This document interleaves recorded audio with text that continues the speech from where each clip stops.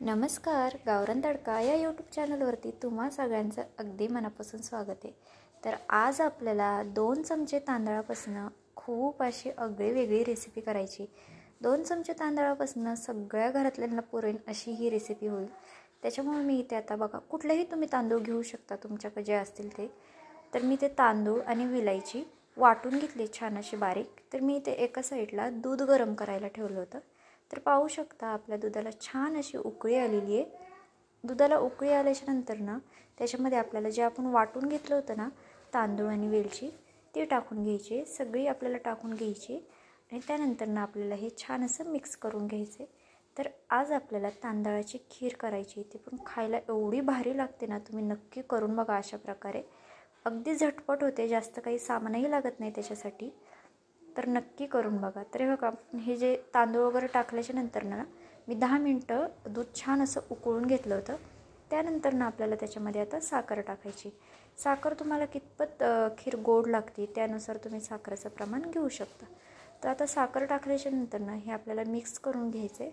आणि हां, जे साईडला असा जो थर येतो ना तो आपल्याला पळीच्या साहाय्याने काढून घ्यायचा आहे बरं का. म्हणजे कशी आपली जी खीर आहे ना ती अशी दाणेदार होते, खूप छान लागते खायला. तर मी इथे थोडासा फूड कलर घेतला होता. तो ऑप्शनल आहे, तुम्हाला नसेल टाकायचा नाही टाकला तरीसुद्धा चालेल, किंवा मग तुमच्याकडे केशर वगैरे असेल ते टाकलं तरीसुद्धा चालेल.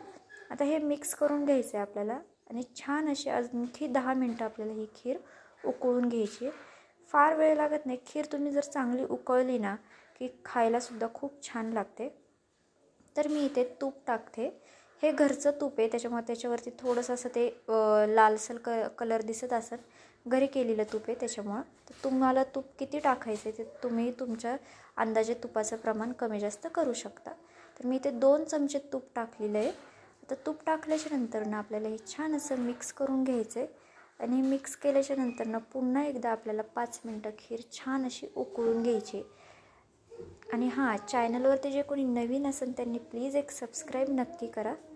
बघा, आपली खीर छान अशी उकळली आहे आणि आटलीसुद्धा आहे बऱ्यापैकी आणि घट्टसुद्धा झालेली आहे. खूप जास्त असं घट्टही नाही आहे. तर आता त्यानंतर ना आपल्याला ह्याच्यामध्ये हे जे बदाम मी घेतले होते ना ते सुरीने कट करून घेतले होते. तुमच्याकडे जे ड्रायफ्रूट असतील ते टाकले तरीसुद्धा चालेल, किंवा नाही टाकले तरीसुद्धा चालतील.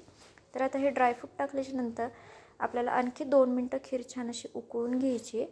पाहू शकता एकदम अशी दाणेदार अशी घट्ट झालेली आहे. तर आपली खीर बघा आता झालेली आहे.